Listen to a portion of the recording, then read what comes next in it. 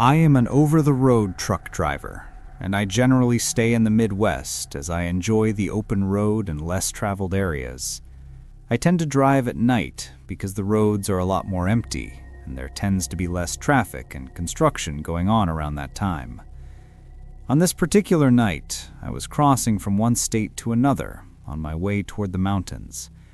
I drive for hours at a time, non-stop, so before any long haul, I stack up on food and drinks.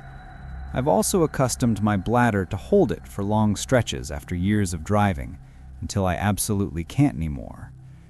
Out in the middle of a vast, flat state, I got that urge, so I started looking for a part of the road where I could pull over safely without damaging my tires.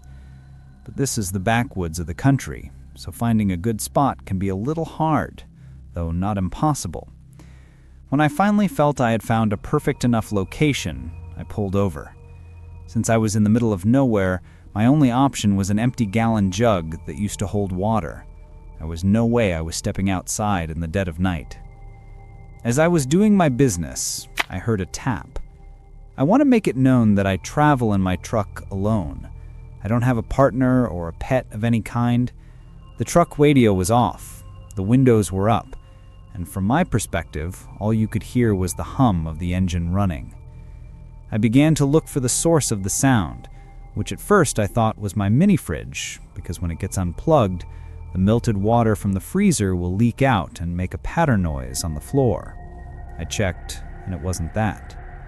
In realizing this, I noticed the tap sounded more like a small rock hitting the side of the truck, the driver's side in particular. I started to look outside the driver's window, but didn't find anything. So I started to look out of all the windows. I didn't see anything anywhere, so I started to think it could be the truck itself. I got back in the driver's seat to get out of the truck and look under the hood. As I was about to step out, another small rock hit my door. I looked out to the side of the road where a field of tall corn stalks stood in the darkness. Keep in mind, corn stalks are tall as hell. I was standing on the top step of my truck, and I could just see right above them. And in looking out into the darkness, I saw the top of someone's head. Just the top, not even a forehead, just their hair, which was black.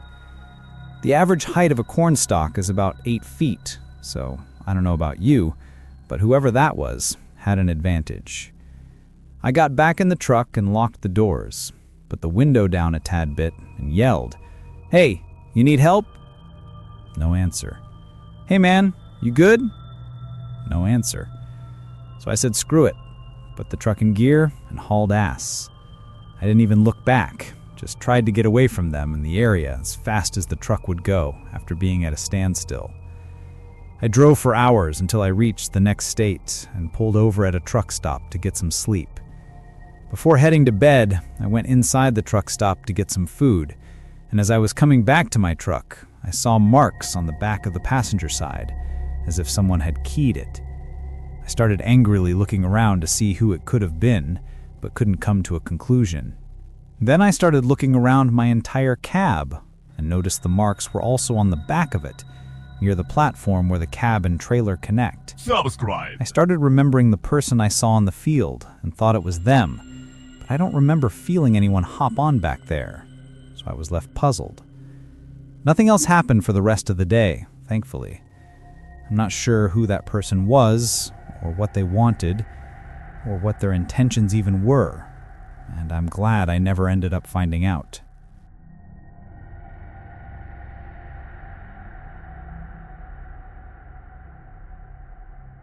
This is a story my father told me, but I think it's important. Although he wasn't a trucker, this incident closely involved one. When my dad was a young man, he was working the late shift at a 24-hour gas station. One night, he was the only one on duty when one of the sketchiest-looking customers he'd ever seen walked in. My dad said it was obvious the guy was concealing something in his pants, and his first thought, which brought on a major panic, was that the guy had a gun. Now, a lot of truck drivers used this station because it had a roomy parking lot where they could take naps, and it was the only place for miles to get a bite to eat. Usually, there could have been up to 10 truckers in the lot, But on this particular night, there was only one. Luckily, that driver just so happened to be in the store with my dad. The weird guy started walking up and down the aisles, and my dad could tell he wasn't really looking at anything. He looked like he was just biding his time before he robbed the place. The trucker came up to the counter while this was happening, put down a bag of chips, and happened to look over his shoulder at the sketchy guy. Then, a moment of pure understanding occurred. The trucker looked at the sketchy guy, looked at my dad, then back and forth once or twice more, before asking my dad what was supposed to sound like a totally random question. He said something like, "Quiet night, huh? I wouldn't feel safe working at a gas station alone. You keep a gun behind the counter there or something?" All my dad had was a bat that belonged to the station's owner, but the trucker widened his eyes and gave a subtle nod, and my dad suddenly realized what he was supposed to say. "Oh yeah," he replied. "I got a .45 right here, always in arm's reach." The trucker continued to play along, banging his fist on the counter. "Oh yeah?" he said. "Well, check this out. A .357 Magnum. Some days I just pray some SOB messes with me so I can blow his frickin' head off." My dad says the sketchy guy just made a beeline for the door, got back into his car, and zoomed off down the highway. When the guy had left, the trucker turned back to my dad and said something along the lines of, "You know that guy was about to rob you, right? I was going to take a nap, but I think I'm more in the mood for coffee after that. Oh, and do yourself a favor. Call the cops." The trucker spent the rest of his break hanging around the store, making conversation with my dad until the cops showed up and he could file a report. The trucker confirmed the story too, backing my dad up. Then, right in the middle of talking to the cops, both of their radios started buzzing, and they ran out of the gas station, got into their patrol car, and sped off down the highway with their lights and sirens on. Subscribe. The trucker remarked, "I hope our friend didn't find the trouble he was looking for." Only he had. My dad said he read in the newspaper the next day that the very same guy had walked into another gas station about 10 miles down the highway. But unlike my dad, the clerk in that station hadn't been so lucky. The guy was the owner, tried to resist the robbery, and ended up paying with his life. Now, my dad obviously didn't have a gun, but he said he was panicking so much just watching the guy that if he'd been robbed by someone with such an itchy trigger finger, he might have made a wrong move. I think the sketchy guy ended up getting what he deserved. My dad always mentions it when he tells the story. It doesn't just give me a belief in guardian angels, even if they appear in unconventional forms, but it also makes me believe there might just be something like divine justice too.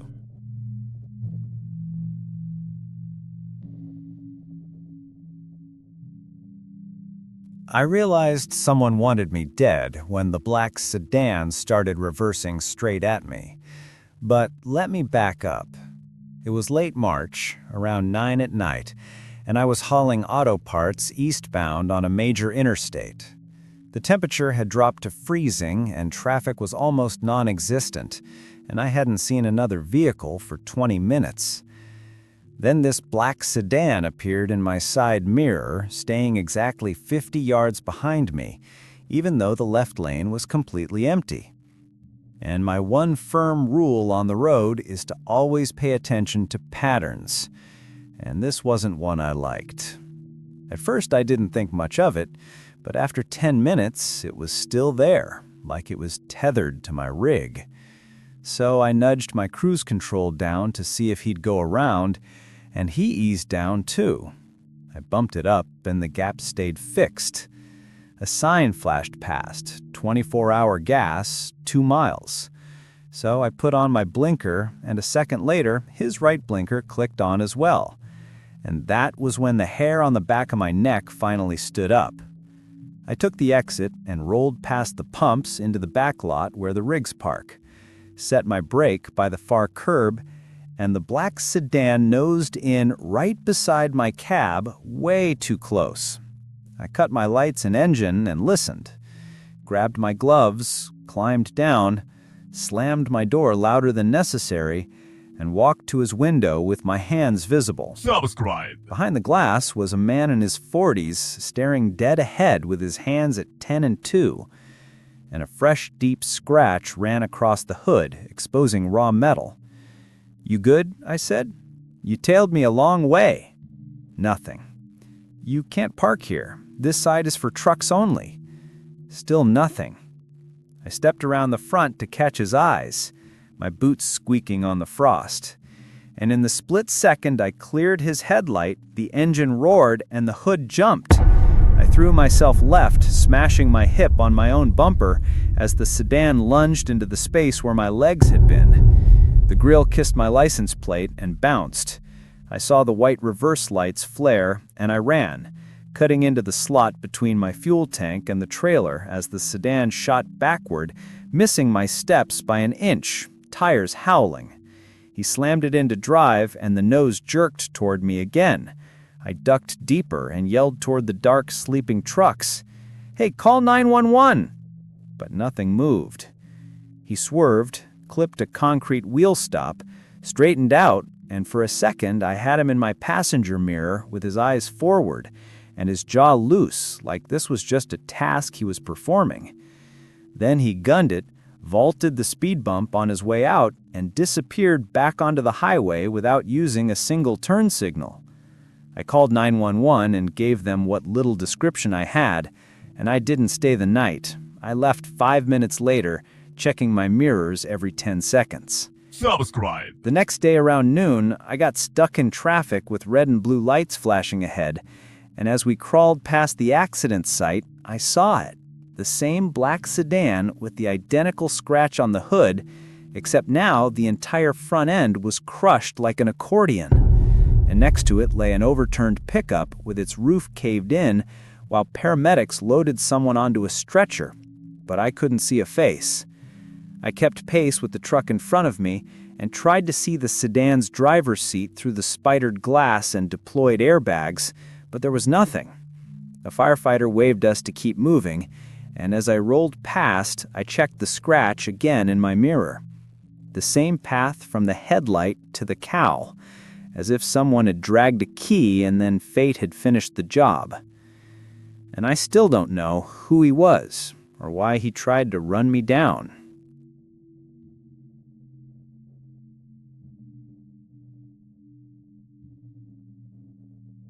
Every year since my fiancé and I got together, we've taken a 2-week vacation, alternating between a nice resort and a camping or road trip. Last summer was a road trip. We loaded up the SUV with our dog and set off to see a bit of the neighboring state before heading up the coast. We have a few standing rules for these trips. We have to stop at every roadside attraction, and staying at quirky, weird motels is a must. So, when I discovered a motel attached to a clown museum in a remote desert town, I knew we had to stay there. My fiancé despises clowns, which of course made it non-negotiable. I made a reservation, and when we arrived in the small town, we dropped our dog off for the night at a friend's place, who had a lot of land for her to run around on. We pulled up to the motel, and the parking lot was filled with truckers and bikers. My fiancée is a cop and can handle herself, so I left her in the car while I ran in to check us in. When I came back out with our room key, a big burly trucker was leaning over my fiancé's open driver's side window. I saw the look on my fiancé's face, that "I'm trying to be nice, but I'm about to lose it" expression. I cleared my throat to get her attention. The trucker turned around, sneered as she looked me up and down, a toothpick jutting out of her mouth. "You sure this skinny thing is satisfying your needs?" she cackled, her breath foul. My fiancé assured her that I was, and the woman just shrugged and sauntered back to a group of other truckers. That night, after we'd settled in, there was a knock on our door. We asked who it was, and I heard someone running away. I stuck my head out, but no one was there. We woke up early the next day and started driving toward our friend's farm to pick up the dog. As we were pulling out of the motel lot, I noticed a semi-truck following us. I tried to shrug it off, but when it was still behind us as we turned off the main highway and onto the rural road leading to my friend's place, we started to get creeped out. I was about 3 minutes from my friend's long, secluded driveway when the semi got so close to our back bumper, it was almost pushing us. My fiancée pulled out her phone to call the police as I swerved into the driveway, flooring it up the gravel road. The semi stopped at the entrance. The doors opened and 3 truckers got out. 2 big butch women, one of them my fiancé's admirer from the night before, and a massive man who had to be over 400 pounds. Luckily, my friend is a bit of a survivalist and gun enthusiast. He came out of his garage holding a rifle. My fiancé and I were freaking out, thinking we were about to be in the middle of a gunfight. But as soon as the truckers saw him, they quickly got back in their truck and sped away. Our friend assured us they wouldn't be bothering us again. We grabbed our dog and got the hell out of there.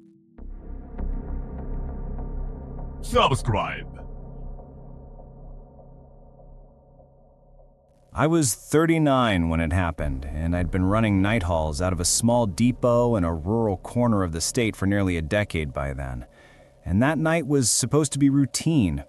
I had a flatbed loaded with industrial piping on a simple run from one yard to another, and dispatch had rerouted me through a winding mountain road to avoid construction on the main interstate.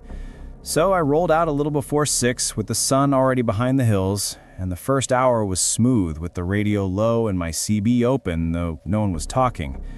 Not many trucks took that route because it was too tight and too isolated. The cell signal dropped off after the first few miles, and then it was just me and the road and the sound of the trailer groaning around the bends. And that's when I noticed the truck behind me. I only spotted it on a curve, the reflection of its grille in my mirror. An old model brown pickup with no headlights on, just moving in the shadows like it didn't want to be noticed. And my one solid rule learned over years of lonely night drives is that anything that breaks the pattern is a threat until proven otherwise. I tried to ignore it, but 10 minutes passed, then 20, and every curve I'd catch that same reflection at the exact same angle. So I tapped my brakes once, not hard, but enough to make a point. And he slowed too, perfectly in sync. And that's when the chill settled in. I saw a gravel pull off ahead and figured if I stopped, he'd go past. I signaled, eased over, and came to a stop but didn't kill the engine. And the pickup didn't pass. He pulled in behind me with no headlights and stopped 20 feet back, both of us idling in the dark. His driver door creaked open. He didn't step out at first. He leaned out, bent low with something long and solid in his right hand like a crowbar, just standing there half in, half out, like he was waiting for me to move first. And then he stepped out completely and started walking slow and direct toward my cab. And I didn't wait. I threw the truck in gear and floored it, gravel spraying as I swung onto the road. And for a few minutes, I didn't see anything. Then the beams hit me, full headlights now, bright and sharp, and he was right behind me again, gaining fast. I pushed the rig harder than I ever had, the trailer bouncing and nearly tipping on a curve, my heart hammering. Then I saw the sign, bridge out 3 miles, and it hit me hard because there was no turning around. I was trapped. So I scanned the side of the road and spotted a narrow gravel road off to the left, probably for forestry vehicles. And it was that or the bridge, so I took it, branches clawing at my mirrors until the trees opened into a rough clearing just wide enough to turn. Subscribe. I eased in, swung the trailer, cut the engine, killed the lights, and waited in the silence. Then I heard him, tires on gravel, slow and deliberate, and the pickup rolled into the clearing with its headlights off again. He didn't stop behind me, he pulled across the entrance, blocking me in, stepped out with the crowbar in hand, and circled my rig slowly like he was inspecting it. I stayed low, every muscle tight, and when he reached the passenger side, he climbed onto the step rail and leaned forward, pressing his forehead against the window trying to see if I was inside. And I yanked the air horn, the blast ripping through the night, and he jerked back, stumbled off the rail, and that was enough. I jammed it into reverse, cranked the wheel, clipped his bumper as I squeezed past, and didn't look back. I hit the main road and didn't ease off the throttle until I saw the lights of the next town. And when I finally pulled into the depot yard, I just sat there with the engine running until I called dispatch and said, "I don't care what route you assign me, I'm never driving that road again."